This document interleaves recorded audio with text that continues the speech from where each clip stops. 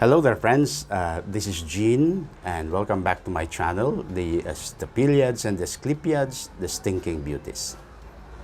And we are now in our first series of introducing the plants, the Stapeliads and the Asclepiads that I have. And for today, we shall be featuring one of the more common Asclepiads, or the Stinkies. And in fact, it could be rather the icon for the Stinkies. We are going to talk about the Stapelia gigantea.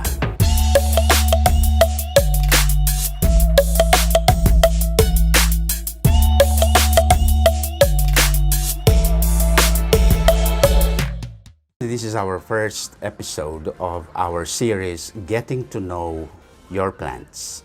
Well, actually, getting to know about my plants, because I will be introducing to you plant by plant itong aking mga inaalagaan ng mga Stapeliads at mga Asclepiads.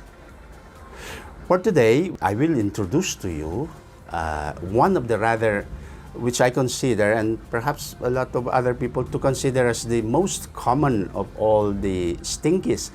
In fact, pwedeng siya rin ang maging parang icon ng mga Stinkies. Ito ay ang tinatawag na ang Stapelia gigantea. The Stapelia gigantea is, hindi po sila native sa atin sa Pilipinas. Although, tulad ng sinabi ko, they have already been here with us for quite some time. And in fact, it is this plant na nag-develop na ng pangalan, local name sa atin. Yung tinatawag na horn, or rather, the antler, the deer antler, o yung sungay ng usa, sagong usa.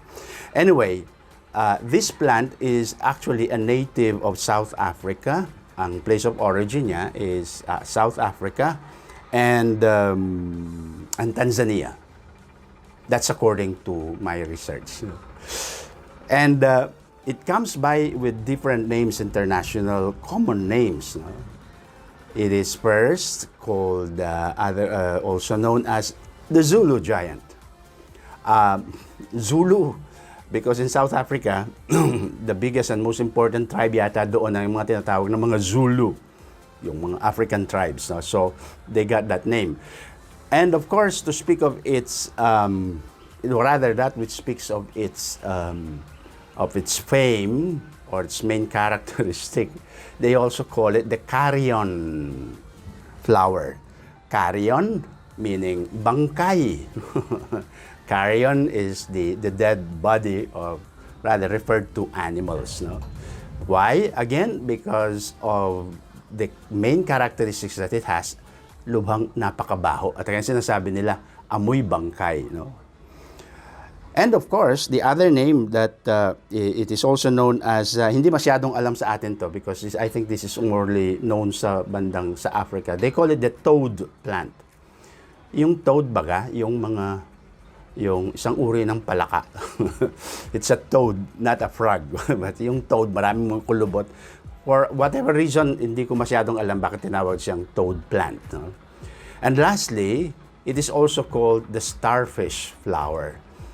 Because if you look at the flower, lalo pag ito yung nakabukadkad, it has 5 stems or 5 petals, sort of 5 points, like a pentagram. And that resembles a starfish. At isa pa sa mga characteristic ng Stapelia gigantea, yes, it goes by its name, no?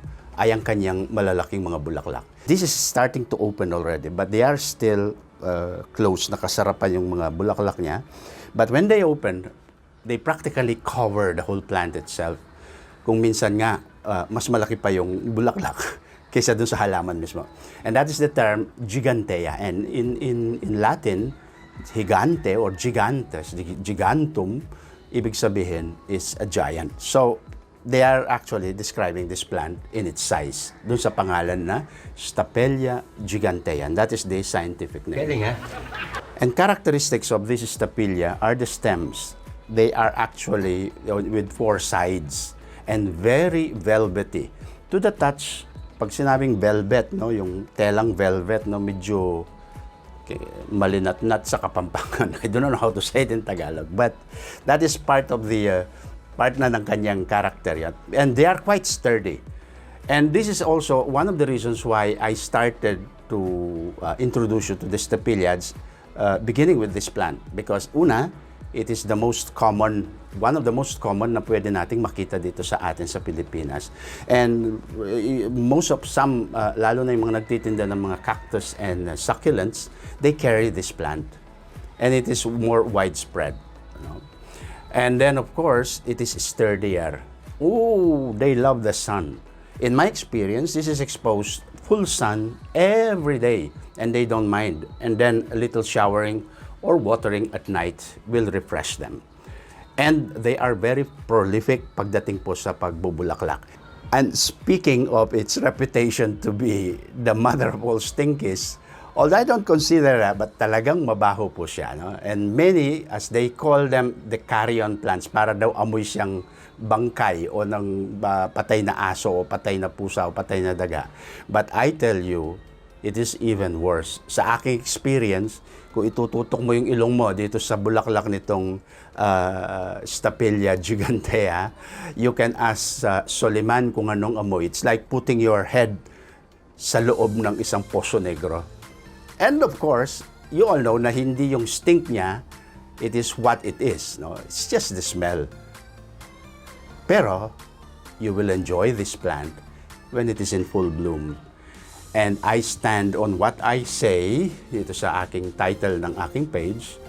They may be stinking, but they are still beauties. Thank you. And I hope sa susunod, you could join me again and we'll introduce you again to another new one of my collections. And paki-like na lang po kung nagustuhan ninyo, and then subscribe. And hit, not the bell button, no, pantalon yan, but hit the bell button. And again, I say, they may be stinking, but they are beauties. Have a nice day, everyone.